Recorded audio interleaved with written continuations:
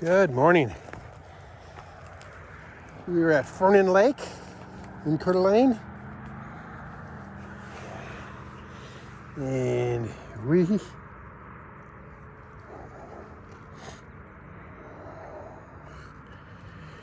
are working through the Bible experience. We're in Exodus 9 today. Then the Lord said to Moses, "Go to Pharaoh, for I have hardened his heart and the hearts of his officials, so that I may perform these signs of mine among them, that you may tell your children and grandchildren how I dealt harshly with the Egyptians, and how I performed my signs among them, and that you may know that I am the Lord." So Moses and Aaron went to Pharaoh and said to him, "This is what the Lord, the God of the Hebrews, says. How long will you refuse to humble yourself before me? Let my people go, so that they may worship me. If you refuse to let them go, I will bring locusts into your country tomorrow. They will cover the face of the ground so that it cannot be seen. They will devour what little you have left after the hail, including every tree that is growing in your fields. They will fill your houses and those of all your officials and all the Egyptians.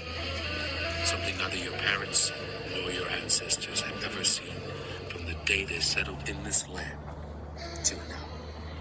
Then Moses turned and left Pharaoh. Pharaoh's officials said to him, "How long will this man be a snare to us? Let the people go, so that they may worship the Lord their God. Do you not yet realize that Egypt is ruined?" Then Moses and Aaron were brought back to Pharaoh. Go, worship the Lord your God. But tell me who will be going.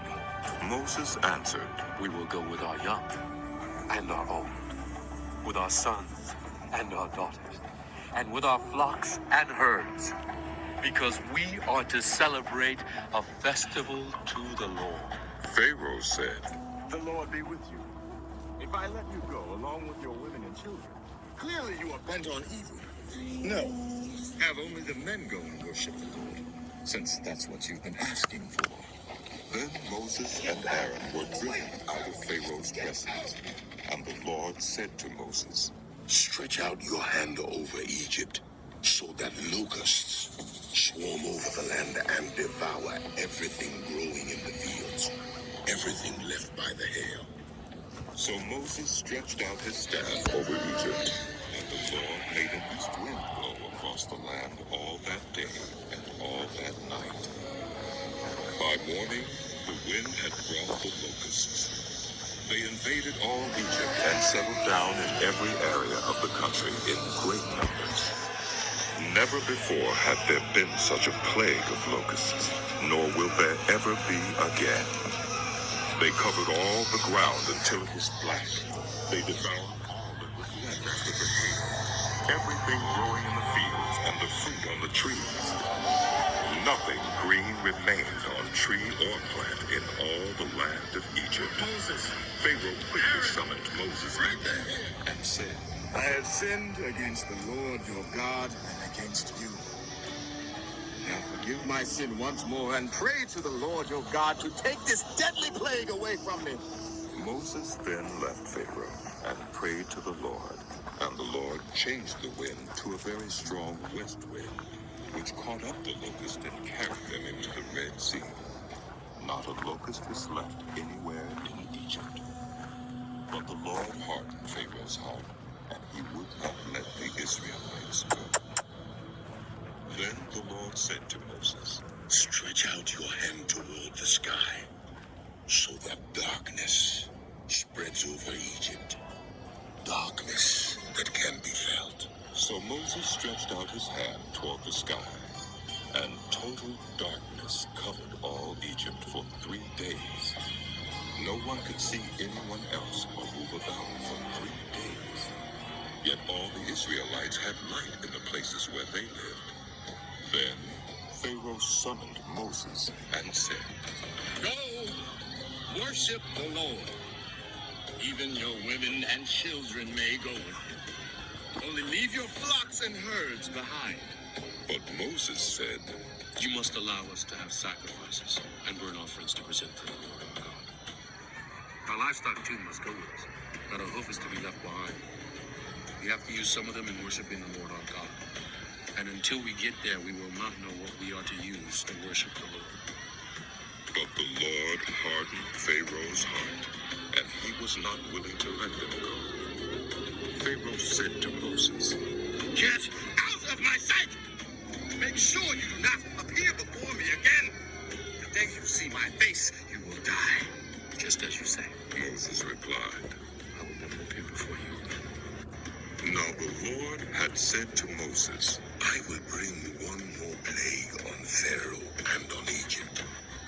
After that, he will let you go from here. And when he does, he will drive you out completely. Tell the people that men and women alike are to ask their neighbors for articles of silver and gold. The Lord made the Egyptians favorably disposed toward the people, and Moses himself was highly regarded in Egypt by Pharaoh's officials and by the people. So Moses said, This is what the Lord says. About midnight I will go throughout Egypt. Every firstborn son in Egypt will die. From the firstborn son of Pharaoh who sits on the throne, to the firstborn son of the female slave who is at her handmill, and all the firstborn of the cat as well. There will be loud wailing throughout Egypt, worse than there has ever been or ever will be again.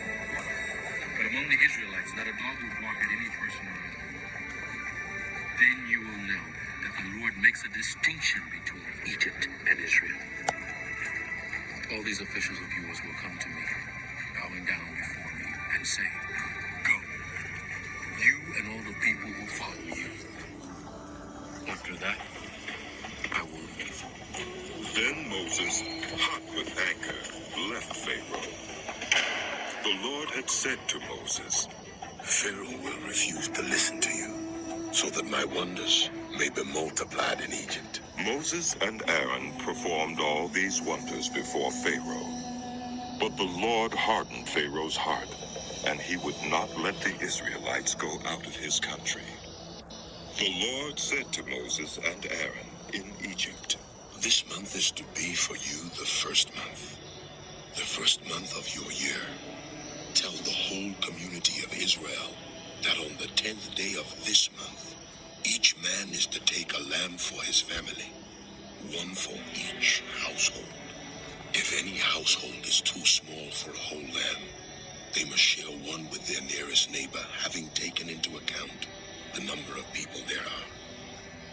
You are to determine the amount of lamb needed in accordance with what each person will eat. The animals you choose must be year-old males without defect, and you may take them from the sheep or the goats. Take care of them until the 14th day of the month, when all the members of the community of Israel must slaughter them at twilight. Then they are to take some of the blood and put it on the sides and tops of the door frames of the houses where they eat the lambs. That same night, they are to eat the meat roasted over the fire, along with bitter herbs and bread made without yeast. Do not eat the meat raw or boiled in water, but roasted over a fire with the head, legs, and internal organs. Do not leave any of it till morning. If some is left till morning, you must burn it. This is how you are to eat it, with your cloak tucked into your belt, your sandals on your feet, and your staff in your hand. Eat it in haste. It is the Lord's Passover. On that same night, I will pass through Egypt and strike down every firstborn of both people and animals. And I will bring judgment on all the gods of Egypt. I am the Lord. The blood will be a sign for you on the houses where you are. And when I see the blood, I will pass over you. No destructive plague will touch you when I strike Egypt. This is a day you are to commemorate. For the generations to come, you shall celebrate it as a festival to the Lord, a lasting ordinance. For 7 days, you are to eat bread made without yeast. On the first day, remove the yeast from your houses. For whoever eats anything with yeast in it, from the first day through the 7th, must be cut off from Israel. On the first day, hold a sacred assembly, and another one on the 7th day. Do no work at all on these days, except to prepare food for everyone to eat. That is all you may do. Celebrate the festival of unleavened bread, because it was on this very day that I brought your divisions out of Egypt. Celebrate this day as a lasting ordinance for the generations to come. In the first month, you are to eat bread made without yeast, from the evening of the 14th day until the evening of the 21st day. For 7 days, no yeast is to be found in your houses, and anyone, whether foreigner or native born, who eats anything with yeast in it, must be cut off from the community of Israel. Eat nothing made with yeast. Wherever you live, you must eat unleavened bread. Then Moses summoned all the elders of Israel and said to them, Go at once and select the animals for your families and slaughter the Passover lamb. Take a bunch of hyssop, dip it into the blood in the basin, and put some of the blood on the top and on both sides of the doorframe. None of you shall go out of the door of your house until morning. When the Lord goes to the land to strike down the Egyptians, he will see the blood on the top and sides of the doorframe and will pass over that doorway, and he will not permit the destroyer to enter your houses and strike you down. Obey these instructions as a lasting ordinance for you and your descendants. When you enter the land that the Lord will give you as he promised, observe this ceremony. And when your children ask you, what does this ceremony mean to you? Then tell them, it is the Passover sacrifice to the Lord, who passed over the houses of the Israelites in Egypt and spared our homes when he struck down the Egyptians. Then the people bowed down and worshipped. The Israelites did just what the Lord commanded Moses and Aaron. At midnight, the Lord struck down all the firstborn in Egypt, from the firstborn of Pharaoh who sat on the throne, to the firstborn of the prisoner who was in the dungeon, and the firstborn of all the livestock as well. Pharaoh and all his officials and all the Egyptians got up during the night, and there was loud wailing in Egypt, for there was not a house without someone dead. During the night, Pharaoh summoned Moses and Aaron and said, Up! Lead my people, you and the Israelites, who worship the Lord as you have requested.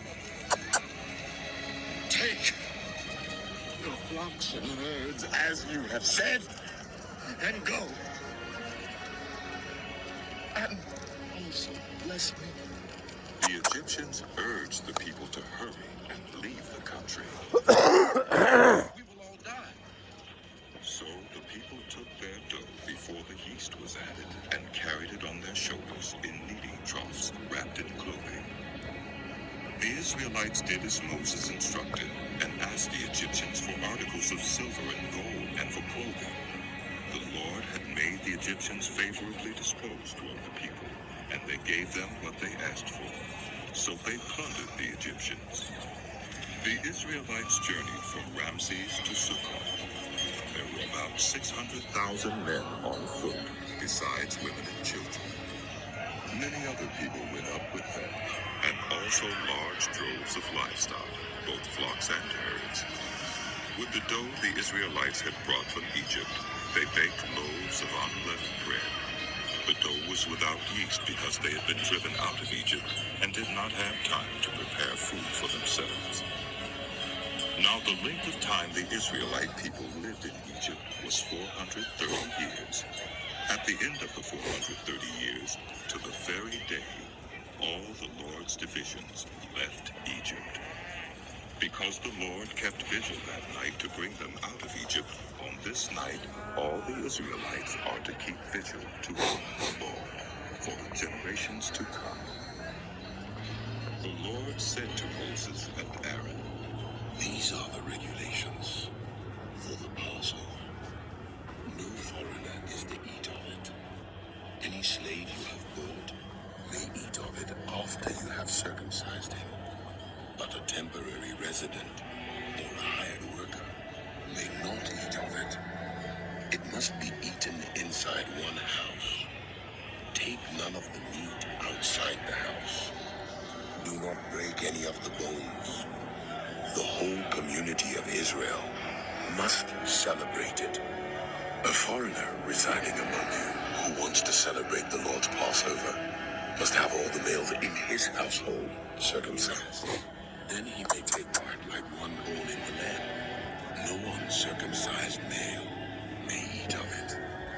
The same law applies both to the native born and to the foreigner residing among you." all the Israelites did just what the Lord had commanded Moses and Aaron.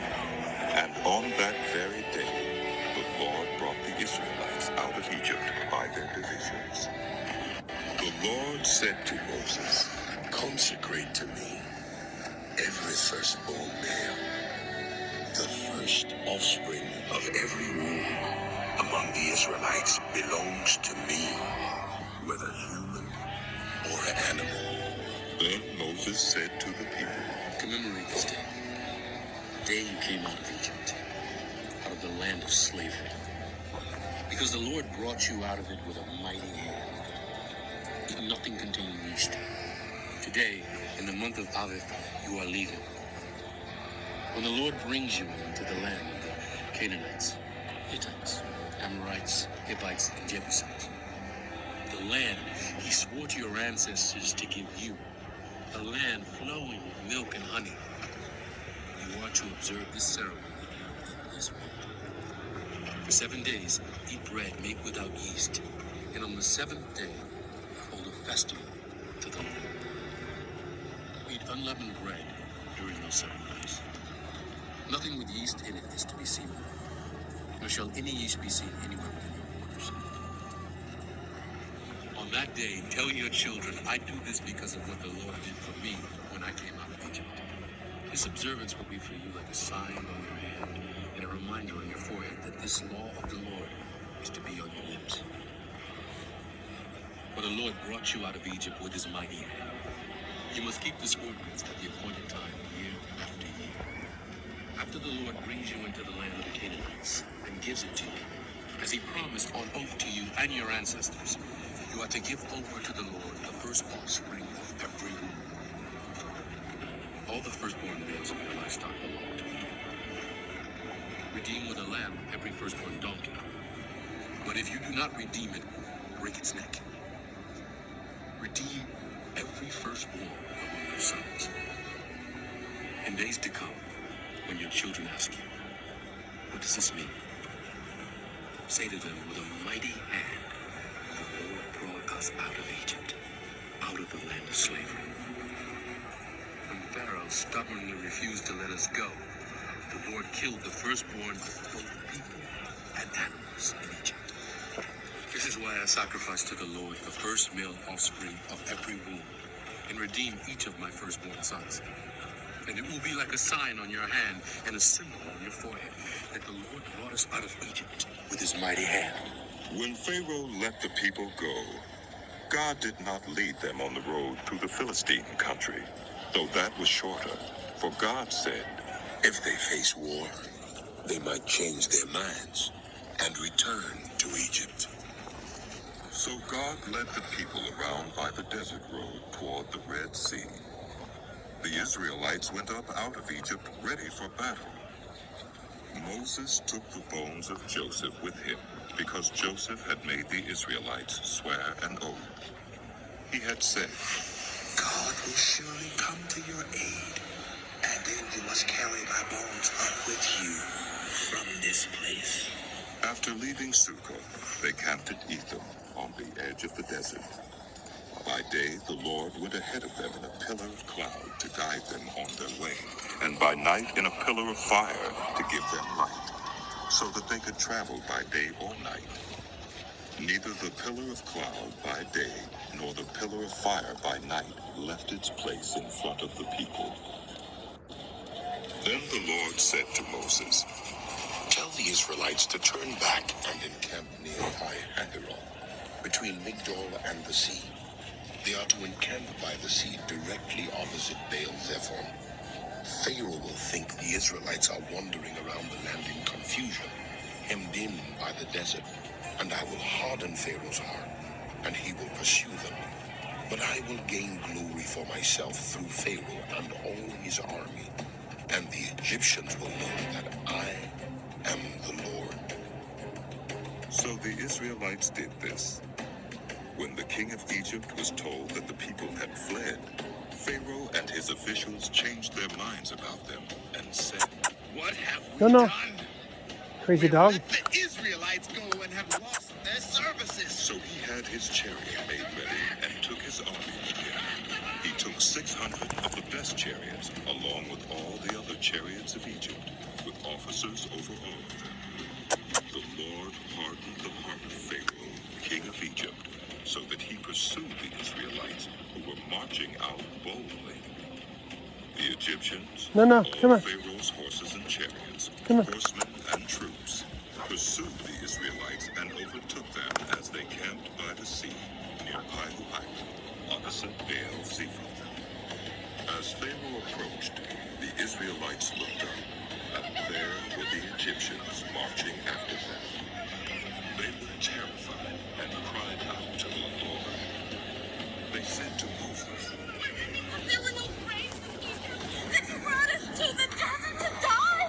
What have you done to us? We're bringing us out of Egypt. We say to you in Egypt, leave us alone. Let us serve the Egyptians. It would have been better for us to serve the Egyptians than to die in the desert. Moses answered the people, Do not be afraid. Stand firm, and you will see the deliverance the Lord will bring you today. The Egyptians you see today, you will never see again. The Lord will fight for you. You need only to be still. Then the Lord said to Moses, Why are you crying out to me? Tell the Israelites to move on.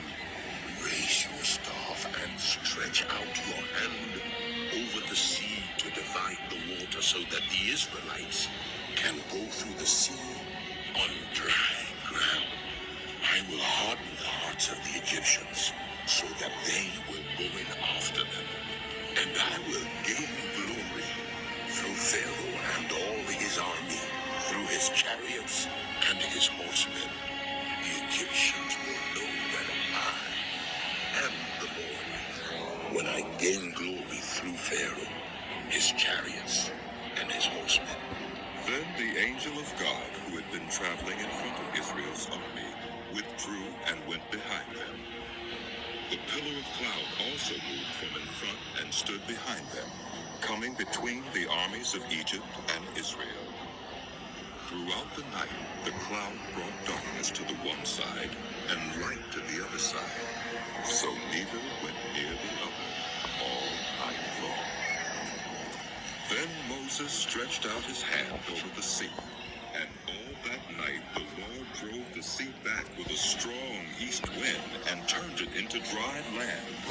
The waters were divided, and the Israelites went through the sea on dry ground, with a wall of water on their right and on their left.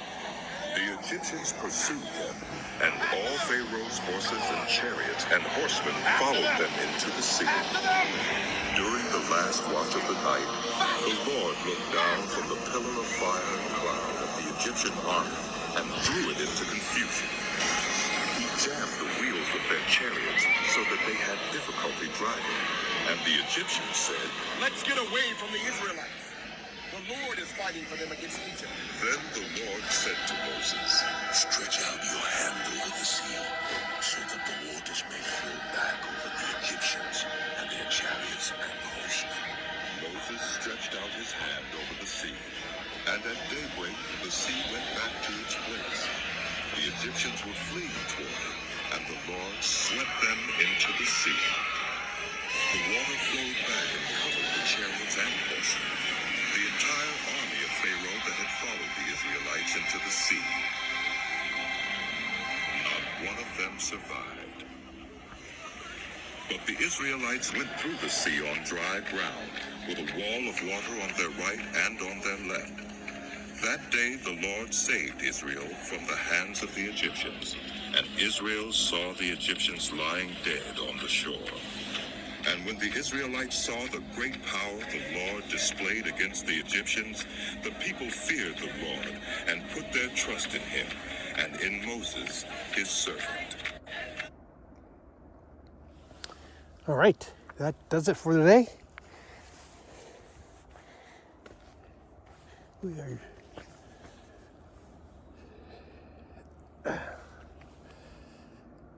If you like it, subscribe and like the video. If you have a parent or a loved one or someone who is in need of encouragement, recommend it to them. We appreciate that.